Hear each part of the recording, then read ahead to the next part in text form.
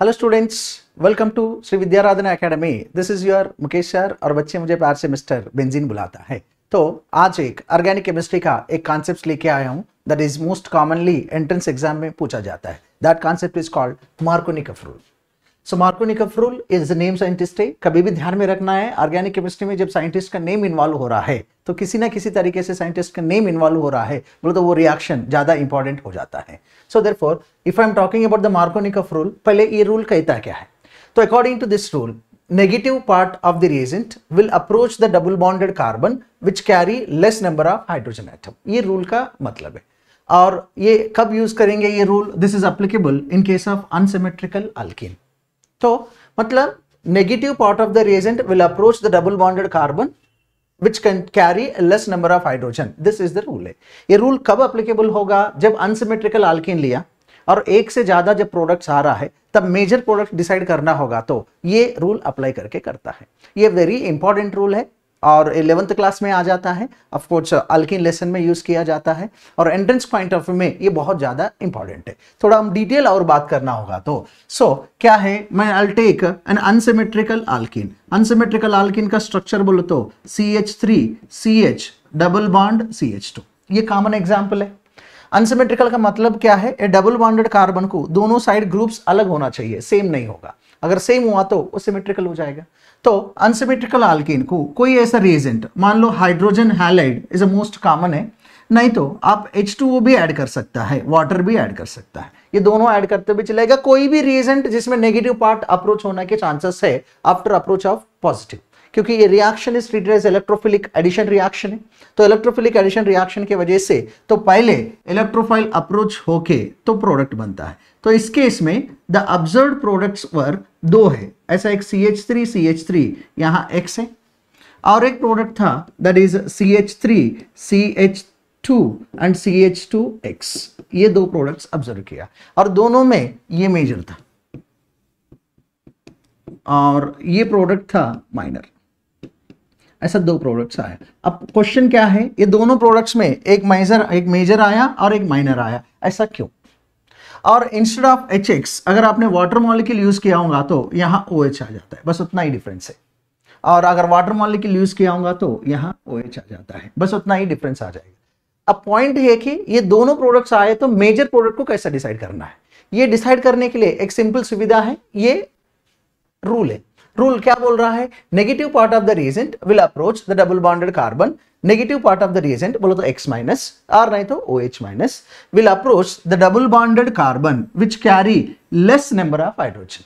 बोलो तो negative part of the reagent will approach the double bonded carbon which carry less number of hydrogen. यहां एक hydrogen है, यहां दो हाइड्रोजन है, तो कम हाइड्रोजन बोलो तो यहां अप्रोच होना चाहिए। ये बेसिक डेफिनेशन है और आइडिया है मार्कोनिकफ रूल का। हम अभी थोड़ा हायर लेवल जाएंगे तो इसका पूरा डिटेल पढ़ने के लिए कोशिश करता है। तो डिटेल ऐसा पढ़ेंगे, यही मेजर प्रोडक्ट क्यों आया, मार्कोनिकफ ने ऐसा कैसा डिसाइड किया, तो उसके लिए थोड़ा बहुत आपको मैकेनिज्म जानना जरूरी होता है। तो मैकेनिज्म बताता है कैसा एक केमिकल रिएक्शन होता है। मान लो मैंने अनसिमेट्रिकल अल्कीन लिया, समझो मैंने HX ले लिया और HX ब्रेक हुआ तो H प्लस यानी X minus. Maximum books HBr example लेके समझाता है। तो ये डबल बॉन्ड ले लिया तो इलेक्ट्रोफिलिक एडिशन रिएक्शन है, तो स्टेप 1 में इलेक्ट्रोफाइल अप्रोच होगा। दिस इज हम बोलेंगे स्टेज 1 या स्टेप 1। इलेक्ट्रोफाइल ऐसा डबल बॉन्ड ब्रेक होके ये ऐसा, सपोज इधर ब्रेक किया तो नेगेटिव चार्ज है तो H प्लस यहां अटैक करेगा।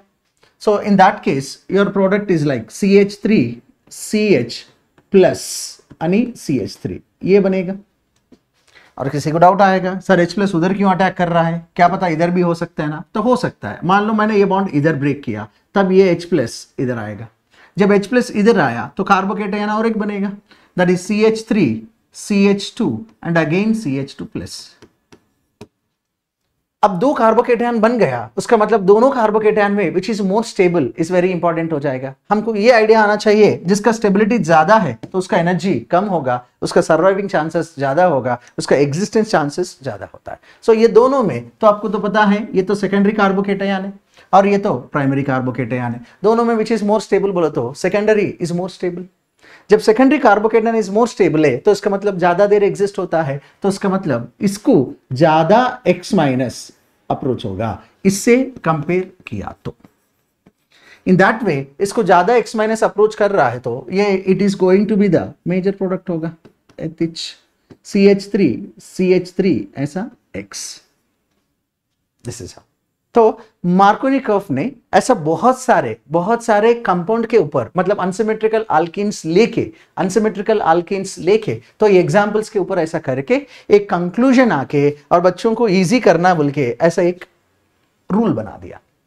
ये रूल एप्लीकेबल जब बोर्ड एग्जाम लेवल में बहुत आसान होता है, जब when it is comes to competition exam है तो रूल के बेस्ड रेल के बेस्ड ऐसा क्यों हो रहा है तो मेजर प्रोडक्ट डिसाइड कर रहा है। अब मेजर प्रोडक्ट बोल तो मोर स्टेबल कार्बोकेटायन बनाना है, जहां मोर स्टेबल कार्बोकेटायन बन गया उस हिसाब से अपना मेजर प्रोडक्ट बनता है। This is what in case of Markovnikov curve rule, ठीक है ना।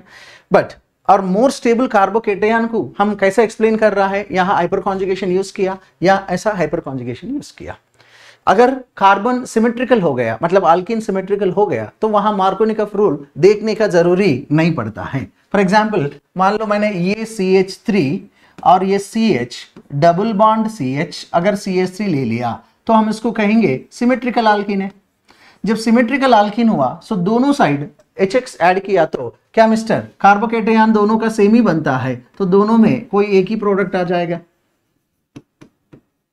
ये ऐसा हुआ तो CH3 यानी X ऐसा ये प्रोडक्ट आ जाता है तो मोर स्टेबल कार्बोकेटायन और इस केस में ये ऐसा बन के एक प्रोडक्ट बनता है। लेकिन मार्कोनी कर्व रूल का मजा तभी आता है when you are doing unsymmetrical alkene. Unsymmetrical alkene लेके कभी कभी प्रोडक्ट मार्कोनी कर्व रूल को भी फॉलो नहीं करता है, ये और ज्यादा लेवल ज्यादा हो जाता है। मतलब यहां तक बोर्ड लेवल लिया तो वो फार्मूला याद रखो, सॉरी वो डेफिनेशन याद रखो, उसको अप्लाई करो। जब कंपटीशन में जब जा रहा है तो ऐसा ही मेजर प्रोडक्ट क्यों बनता है तो स्टेबिलिटी ऑफ कार्बोकेटायन का फंडा लेना पड़ता है। अब कुछ और एग्जांपल्स लेने वाला है जिसमें मार्कोनी कर्व रूल फॉलो नहीं करता है लेकिन वो अनसिमेट्रिकल अल्कीन्स ही लेंगे हम। देखो मैं कैसा एग्जाम्पल लेने वाला हूं तो इंटरेस्टिंग क्या होगा। फॉर एग्जाम्पल मैंने ये ले लिया, ये डबल बॉन्ड को मान लो मैंने HX या HBr ऐड किया। जब HX या HBr ऐड किया भाई साहब अगर मैंने मार्कोनी कर्व रूल ही बोल दिया तो ये प्रोडक्ट ये बनना चाहिए, this product is according to Markovnikov rule. लेकिन अगर वो प्रोडक्ट बनना है तो मैकेनिज्म के अनुसार गए तो क्या अपने लिए क्या ऐसा कार्बोकेटायन बनना चाहिए और कार्बोकेटायन बन गया, can you see this carbocation is secondary है। अच्छा ये कुछ बच्चों को कंफ्यूजन है तो लाइन डायग्राम को कंफ्यूजन होगा तो ऐसा एलाबोरेट करके फिर लिख लेना है, तब क्वेश्चन थोड़ा और आसान से समझ में आता है। अगर ये ऐसा अब ये कार्बोकेटायन सेकेंडरी बन गया तो यहां to more stable of this carbocation there is an hydride shift, हम इसको कहता है रीअरेंजमेंट। तो यहां रीअरेंजमेंट होने की वजह से कार्बोकेटायन कुछ ऐसा टर्शियरी बनेगा। क्या this carbocation is secondary and this carbocation is tertiary. क्या ये कार्बोकेटायन थोड़ा और ज्यादा स्टेबल है तो ये मोर स्टेबल कार्बोकेटायन बनने के बाद इसको X माइनस फिर अप्रोच हो जाएगा तो अपना मेजर प्रोडक्ट ये होगा। बट क्या ये मार्कोनी कर्व रूल को फॉलो किया क्या? नहीं। तो इसका मतलब क्या है, फिर मार्कोनी कर्व रूल को फॉलो नहीं किया इसका मतलब एंटी मार्कोनी कर्व बोलेंगे क्या? नहीं। एंटी मार्कोनी कर्व बोलने का कंडीशंस अलग ही है, हर जगह एंटी मार्कोनी कर्व बोल के नहीं बोलना है। बट ये मार्कोनी कर्व रूल फॉलो नहीं करेगा लेकिन ये मोर स्टेबल कार्बोकेटायन तो बन रहा है क्योंकि मार्कोनी कर्व भी मोर स्टेबल कार्बोकेटायन ही बोलेगा। इसीलिए कुछ बुक्स ने इसको बोलता है मॉडिफाइड मार्कोनी कर्व रूल बोलता है। मतलब जहां कार्बोकेटायन रीअरेंज होता है, जहां रिंग एक्सपेंशन होता है, जहां रिंग कंट्रैक्शन होता है टू मोर स्टेबिलिटी के लिए, in that case they used to call it as an modified Markovnikov rule.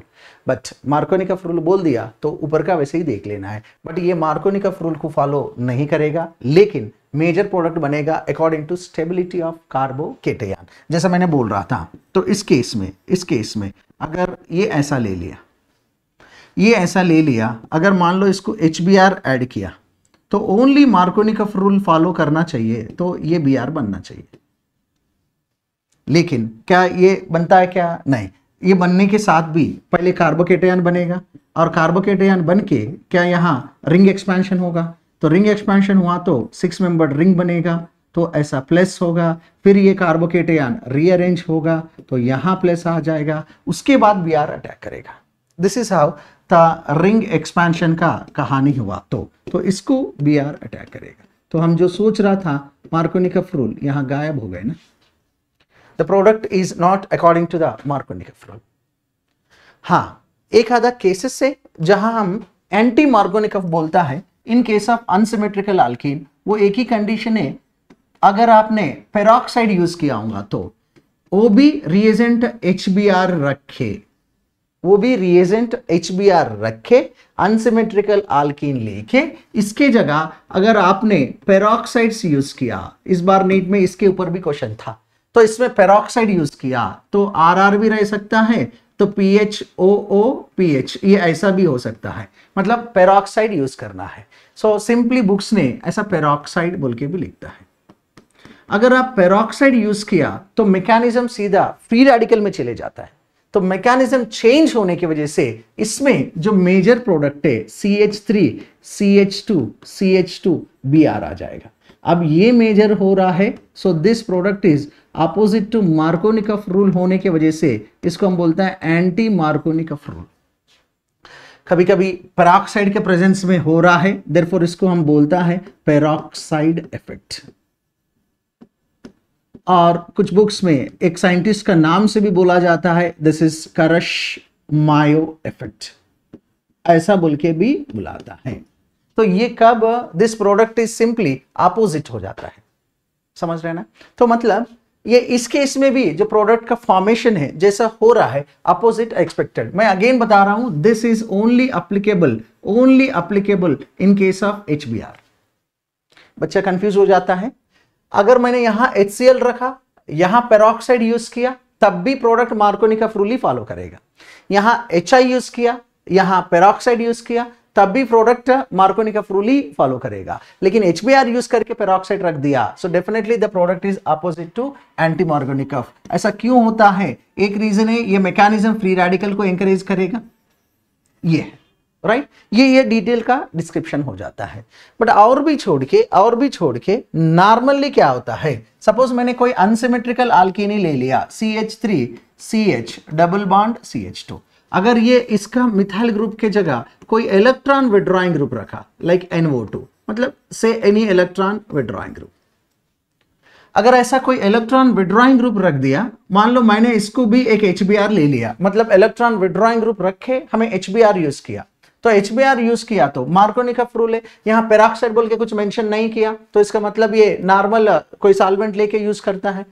तो हमको लगता है ये पेरोक्साइड इफेक्ट से जाना चाहिए, लेकिन कार्बोकेटायन देख लिया तो NO2 ग्रुप इतना पास है, ये कार्बोकेटायन को बनाने का टेंडेंसी बहुत कम होता है। इससे कंपेयर किया तो ये कार्बोकेटायन समहाउ मोर स्टेबल हो जाता है ना, क्योंकि इलेक्ट्रॉन विड्रॉइंग ग्रुप थोड़ा दूर है। एंड अब इसको अपना Br माइनस अटैक करेगा। सो जब ऐसा अटैक किया तो CH2 और NO2 और ये CH2Br, ये अपना मेजर प्रोडक्ट है। मतलब जब double bonded carbons if they are connected to any electron withdrawing group, मतलब ये कार्बोकेटायन को डिस्टेबलाइज कर रहा है, तो यहां भी आपका प्रोडक्ट एंटी मार्कोनिकॉफ रूल की फॉलो करेगा। बट यहां भी मैकेनिज्म आयनिक मैकेनिज्म ही होगा, but the reaction is proceed through anti Markovnikov rule. I hope you are getting. So ये ऐसा कॉन्सेप्चुअली पूरा डिटेल्स और ठीक तरह से समझना है, तो आपके लिए कॉन्सेप्ट बहुत अच्छा से समझना जरूरी है। और जिस बच्चे ने ओनली मार्कोनिकॉफ रूल के नाम से उसको रट्टा करना शुरू किया, तो ऐसा क्वेश्चंस में गलत हो जाता है। तो क्वेश्चन तो सिंपल की लगता है, लेकिन आपने गलत पढ़ते चले जाता है। तो इसीलिए learning in concept is very very important. अब जैसा मैंने कह रहा था, नीट 2025 का पेपर के अनुसार से किया तो कॉन्सेप्चुअली जाना बहुत इंपॉर्टेंट हो गया, राइट जो रट्टा मारने के स्टाइल में गया तो उससे मुश्किल हो जाता है। Therefore more focus on the conceptually. And I'm inviting you through from Vidyaradhana classes, Vidyaradhana Academy.